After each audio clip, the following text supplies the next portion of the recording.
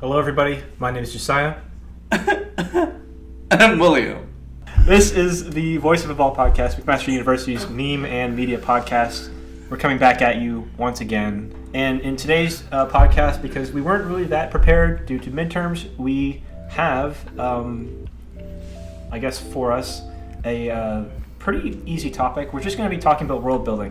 One of the things that we were planning to do near the end of the semester for VotV, especially for the execs or people that were hanging around, was we were gonna have a role-playing tabletop session. And the whole idea behind that is we would get together, create a world, play some D&D, and then I found Cyberpunk 2020, which is Cyberpunk 2077, for those of you who don't know, is a game Minus 57. 50. Or 57. Actually, yeah, 57.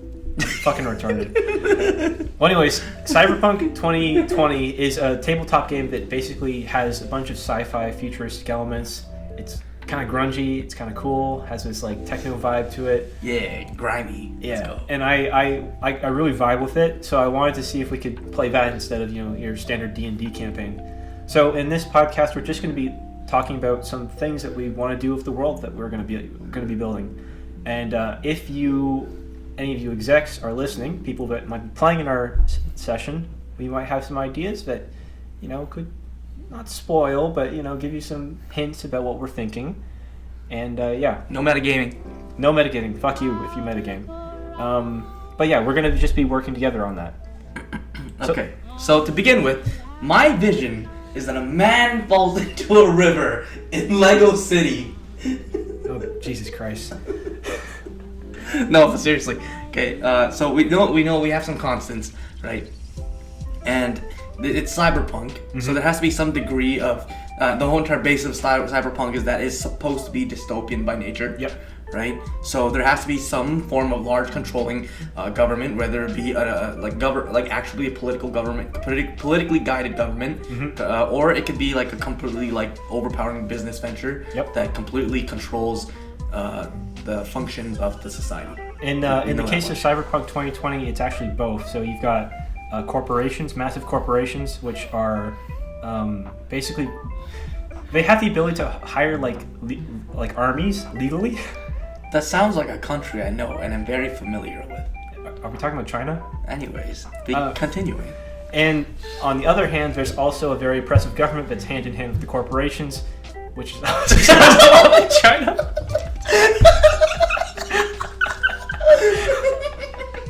Thank you, China. I'm sorry if we just killed your ears there, but yeah, China is cyberpunk confirmed. Let's not do it in China. Well, there's a reason why cyberpunk universes have so much Asian imagery. So, what sort of worlds should we be building? What sort of things could happen to this Earth that we're going to be situating our players in? And how is that conducive of the story?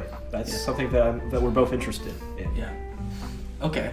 So, first we got to establish the driving focus that creates this environment and what makes it dystopian in cyberpunk. Mm-hmm. So by default, cyberpunk, it has to be technology focused. Mm-hmm. The entire idea of magic and like high fantasy has to be thrown out the window, mm-hmm. right? Unless the magic is completely scientific based, whether it be soft sci-fi or hard sci-fi. Yep. Right. So we're gonna have to we have that as basis, but then we have to have a driving force, like I said, which is the controlling government and the very powerful oligarchy, mm-hmm. right? So basically, we're gonna have to build those first, and what makes them so bad, right? And maybe what makes them so good as to have some people support it, right? Or even so it can't be completely black and white in that regard, because then it would make no sense. Why, if this government is so damn bad, why has no one fought against it? Reasonable, but then you can but then there would be like a dichotomy of people who don't follow, mm-hmm. which are the rebels, and the people who follow out of fear. But there is always that edge case where there's people completely supporting it, giving it power. Mm-hmm. I mean, just look at America for a hot instant. I mean, yeah, it's true. Which means there has to be, not saying that the current political climate in America is good, but there has to be. Actually, we're saying it's terrible. Well, yeah, but there has to be a basis by which this controlling power can be seen as good from a very skewed point of view. We could also introduce environmental or social factors which are attribute, or no, not an attribute, but like accompany this apocalyptic view. For example, a climate crisis. Yeah. What is an Earth post climate change or post climate disaster look like? And from that, like there was that thing that you talked about that you loved to copy pasta about the revolution, right? Which is the revolution is caused by the misery of people. We're not going to go through the whole copy pasta, but we're going to hold on to that for a second. But then when the revolution overthrows a government, the revolutionary group becomes the new government, which in turn becomes corrupt. It almost always happens. Right. So in that regard, something cataclysmic happens to our setting, which causes which necessitates the rising of a group due to the misery of the people, which at the time was a good idea, which becomes corrupt, or rather only beneficial at that within that vacuum of time. Right. But then outside of that context is actually not good at all. So are we looking at a situation where it's post-revolution? It doesn't have to be a revolution. It could be, for example, a meteor hits Earth, everything goes to shit. Someone has to take charge to set up like a levying system for food and distribution system, whether by force or by volunteer, right? In order for the greater good, which in context, it necessitates that it happens for the furtherment and preservation of humanity. But then once we move out of that, the power entrenches itself. The power entrenches itself, and then it gives cause for the rising of the rebels. So what are you thinking for our scenario? Our scenario is... I personally, I'd love to do corporations. I love the idea of... But you said we have to do both. So there's corporations as which is a causal effect from the government, right? Which only goes into a positive feedback loop, which supports the government, which supports the company, which supports the government. I have an idea. Thus pushing everything to a very like extremist point of like view at the expense of the people. What about this? So the system has been for a long time that the government and these corporations work hand in hand, but then this is the beginning of a new conflict where the corporations and the government are not on good terms. Yeah. And there's about to be the outbreak of war, or we're at the very beginning of it. So you're like it's in that regards we're kind of like deconstructing the whole entire genre in a way where we're typically the corporation and the government are hand in hand, but now they are not. So now we have a monetary superpower, economical superpower against a political superpower. And the thing that will be interesting about that, I feel... But both are evil. Would be, yeah, exactly. It's both. They're both shit, right? Yeah. But there's reasons that people support both, right? Yeah. And when push comes to shove, they'll have to make a choice between the two of them. But what makes it interesting, in my opinion, is to have a third group which supports neither, which is the revolutionary. Goddamn Marxists. Yes. Probably. Yeah. RSM, we're talking to you. You're the third party. Anyway. So I like that idea. There's a conflict between the government and these corporations, which acts as the initial, I guess, inciting event, as Campbell would put it. Yeah. Yeah. And I guess that leads us to where what these corporations do, what the government does, what their role is, and how the characters would be situated. Yes. My idea when I was talking to you earlier was that we'd have kind of a courier system, so like Death Stranding, where we have our characters, they need to deliver a package. So we're talking this corporation is like a mega corporation of Ultra FedEx. Well, maybe, but like my guess would be that let's say there was like a post-climate like scenario where there was like a disaster, and there's entire stretches of land where it's like former cities and shit. Yeah. Right. And they need people to go through and deliver goods between like city-states in order to, perpetuate the government's motives or the corporation's motives, whoever they're working for. But then if we're gonna do that, there has to be a reason or another causal, like a type of like an element that causes that necessitates the need for on-foot transport and individual transport. Not necessarily on foot, mind you, but there's definitely going to be there's gonna need to be people that are like guarding whatever cargo this is, or it could be a cargo that's so important, hint hint, that it could actually change the course of whatever's to come. Yeah. And whatever the players decide to do with that cargo, if they choose to maybe take a look at it, could have major impacts on how the rest of the area plays out. Yes, but in that regard, we're not allowed to let the players know. Not yet. Not yet. It has to be barriers. That is something that must be done by the onus of the player. Yeah. Beyond the DM's liking. Of course. Yeah. Which would in turn alter the alignment, or the. I'm not sure if there would be moral alignment in cyberpunk type games.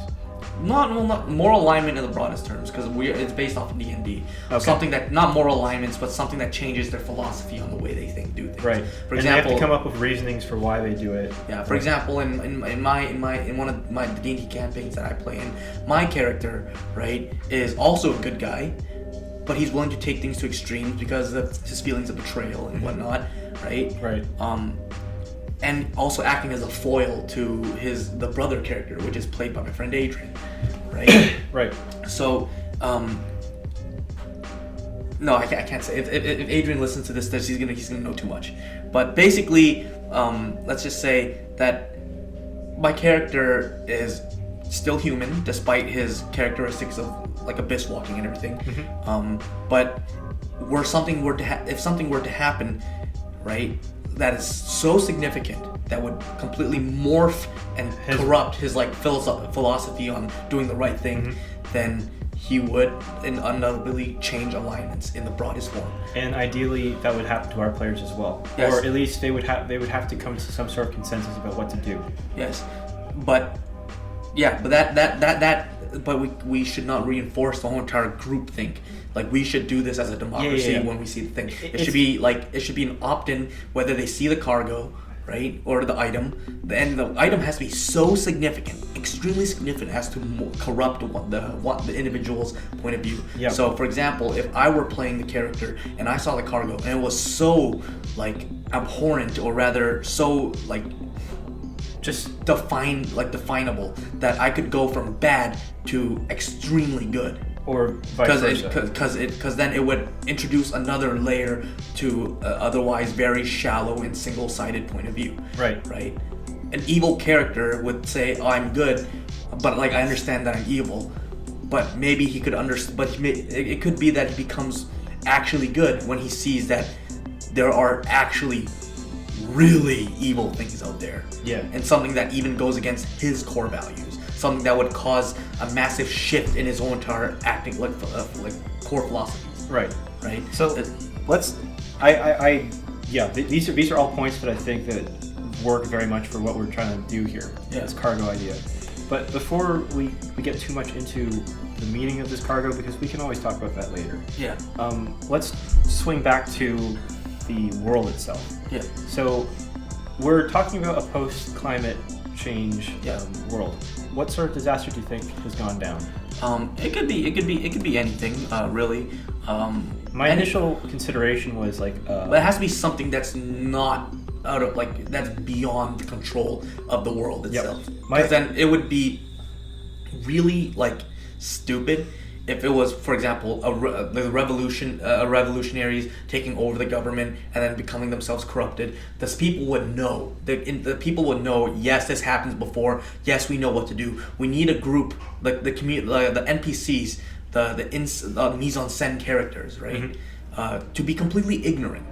This is the first time they've dealt with this. Yep. They don't know what to do. They're afraid. So they're going to align themselves to a superpower to not feel afraid, or they're going to pull themselves up by the bootstraps and join the resistance, or otherwise, right? Because then, if it's been done before and they have history to take into account, they would know what to do. Mm-hmm. It would advance the plot in a way that would work against us, I feel. Mm. So it has to be something out of control, like I said before, like a spatial object hitting the Earth, the planet, or it doesn't have to be Earth or the planet. It could be the massive collapse of an internal infrastructure after something truly horrendous has happened, right? And then completely plummeting economical and social structures down to like their barest minimum. Everyone eats shit because of that. Yeah. Right? Could be a plague, for example. Yeah. Something that no one has control of, no one expected, right? Completely subject to like the entropy of the world. And the thing, ideally, if we were to go with this, right, the actual physical environment of the world would be affected. Yes, and to reflect this change. Yeah. Like if we were to go with a meteor, then there should be a ground zero, right? And obviously there would be a city built within a somewhat like a perimeter, right, around this crash, this ground zero, to study the thing. Perhaps we could also do an Akira type thing where maybe it wasn't a meteor. We could, but that's for the players to figure out. That's for players to figure out. Was it a meteor? Maybe that's the official story. You guys will never know. Actually, no, you might know. But even if we're gonna do this, we're gonna just, if that's what we're planning, you will never know, because we're just gonna call it a meteor.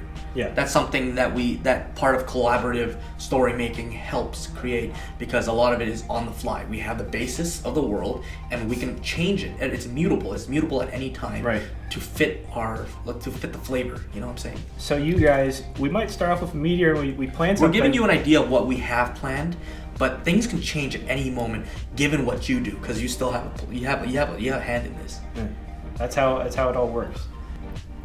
Well, anyways, guys, this has been the Voice of the Ball podcast, McMaster University's meme and media podcast. Yeah, that was our first episode on the whole world building thing. We'll be coming back at you next week, I believe, with another podcast where we continue off on this theme. Or we're going to be talking specifically about the factions involved with these, I don't know, this whole game that we're making. We'll see you all next time. God bless. Papa Papa bless.